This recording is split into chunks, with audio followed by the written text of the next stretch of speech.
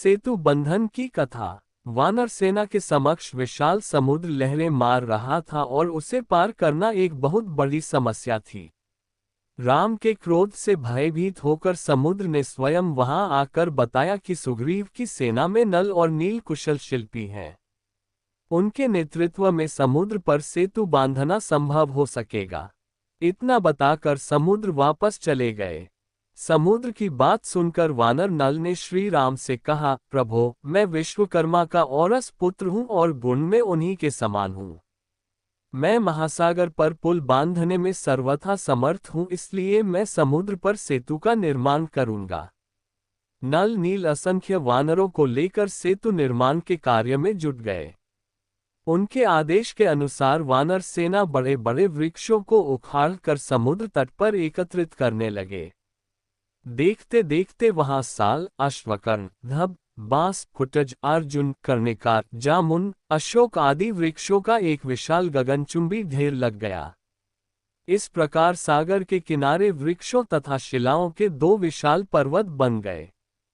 इसके पश्चात उन्होंने बड़े बड़े शिलाखंडों को समुद्र में नल नील के निर्देशानुसार डालना आरंभ किया। उन शिलाखंडों एवं वृक्षों को शिल्पकला में चतुर नल नील सेतु का रूप देते जा रहे थे। इस प्रकार उन्होंने अधिक परिश्रम करके पहले ही दिन 56 कोस लंबा पुल बना दिया। दूसरे दिन उन्होंने और भी अधिक फुर्ती दिखाए और 84 कोस लंबा पुल बनाया। फिर अतुल परिश्रम से तीसरे दिन 92 कोस लंबा सेतु बनाया। इस प्रकार निरंतर परिश्रम करके उन्होंने 400 कोस लंबा पुल बना डाला। अब नल नील के प्रयत्नों से 40 कोस चौड़ा और 400 कोस लंबा मजबूत पुल बनकर तैयार हो गया। समुद्र पर सेतु बन जाने के पश्चात श्री रामचंद्र जी ने हनुमान की पीठ पर और लक्ष्मण ने अंगद की पीठ पर बैठकर सेतु पर होते हुए विशाल सागर पार किया। उनके पीछे पीछे संपूर्ण वानर सेना भी सुग्रीव के नेतृत्व में समुद्र को पार कर लंका में पहुंच गई। इस सेना के लंका में पहुंचते ही राक्षसों में भयानक हलचल मच गई। वे लंका दहन की घटना को स्मरण कर भयभीत होने लगे। उधर रावण ने शुक और सारंग नामक मंत्रियों को बुलाकर उनसे कहा, हे चतुर मंत्रियों, अब राम ने वानरों की सहायता से अगाध समुद्र पर सेतु बांधकर उसे पार कर लिया है और वह लंका के द्वार पर आ पहुंचा है। तुम दोनों वानरों का वेश बनाकर राम की सेना में प्रवेश करो और यह पता लगाओ कि शत्रु सेना में कुल कितने वानर हैं, उनके पास अस्त्र शस्त्र कितने और किस प्रकार के हैं तथा मुख्य मुख्य वानर नायकों के नाम क्या हैं। रावण की आज्ञा पाकर दोनों कूटनीतिज्ञ मायावी राक्षस वानरों का वेश बनाकर वानरों सेना में घुस गए, परंतु वे विभीषण की तीक्ष्ण दृष्टि से बच न सके। विभीषण ने उन दोनों को पकड़कर राम के सम्मुख करते हुए कहा, हे राघव, ये दोनों गुप्तचर रावण के मंत्री शुक और सारंग हैं जो हमारे कटक में गुप्तचरी करते पकड़े गए हैं। राम के सामने जाकर दोनों राक्षस थर थर कांपते हुए बोले, हे राजन, हम राक्षस राज रावण के सेवक हैं। उन्हीं की आज्ञा से आपके बल का पता लगाने के लिए आए थे। हम उनकी आज्ञा के दास हैं, इसलिए उनका आदेश पालन करने के लिए विवश हैं।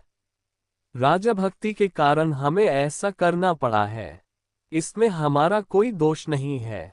उनके ये निश्चल वचन सुनकर रामचंद्र बोले, हे मंत्रियों, हम तुम्हारे सत्य भाषण से बहुत प्रसन्न हैं। तुमने यदि हमारी शक्ति देख ली है तो जाओ, यदि अभी कुछ और देखना शेष हो तो भली भांति देख लो।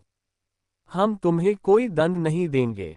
आर्य लोग शस्त्रहीन व्यक्ति पर वार नहीं करते, अतएव तुम अपना कार्य पूरा करके निर्भय हो लंका को लौट जाओ।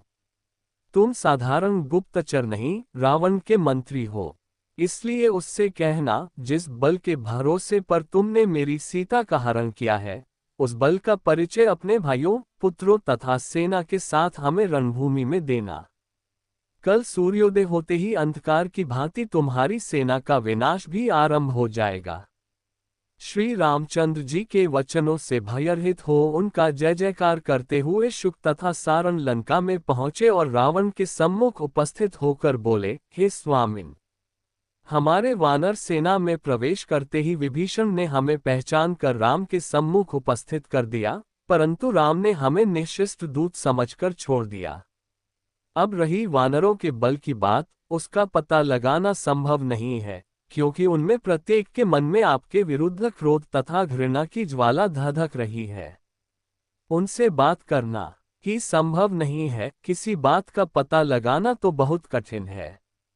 राम ने कहलवाया है कि सूर्योदय होते ही वह राक्षस सेना का विनाश आरंभ कर देगा। अब आप जैसा उचित समझे वैसा करें। दोनों मंत्रियों के ये वचन सुनकर रावण क्रोध से उबलते हुए बोला, चाहे कुछ भी हो जाए, मैं किसी भी दशा में सीता को वापस नहीं करूंगा। मुझे विश्वास है राम अपनी सेना सहित युद्ध भूमि में मेरे हाथों से अवश्य मारा जाएगा। मंत्रियों के उत्तर से संतुष्ट न होकर रावण ने कुछ अन्य गुप्तचरों को छद्मवेश में वानर सेना में भेजा। उन्होंने बड़ी चतुराई से संपूर्ण जानकारी प्राप्त करके रावण को बतलाया कि राम ने अपना सैनिक शिविर सुवेल पर्वत पर लगाया है। उनमें जाम्बवंत नामक वृक्ष सबसे दुर्धर्ष एवं तेजस्वी है। उसके अतिरिक्त 3 वानर सबसे अधिक बलवान और पराक्रमी हैं। उनके नाम सुमुख, दुर्मुख तथा वेगदर्शी हैं। नल नील उस सैनिक टुकड़ी के अध्यक्ष हैं जिसने समुद्र पर सेतु बांधा है। अंगद अपने पिता वाली से भी अधिक तेजस्वी एवं बलवान है। उसके अतिरिक्त सहस्त्रों अद्भुत शक्ति संपन्न पराक्रमी वानर हैं। राम और लक्ष्मण तो जनस्थान को नष्ट करके अपने बल का परिचय आपको दे ही चुके हैं। इसी भगवान की वीडियो देखने के लिए सब्सक्राइब करें चैनल को और बेल आइकॉन दबाएं।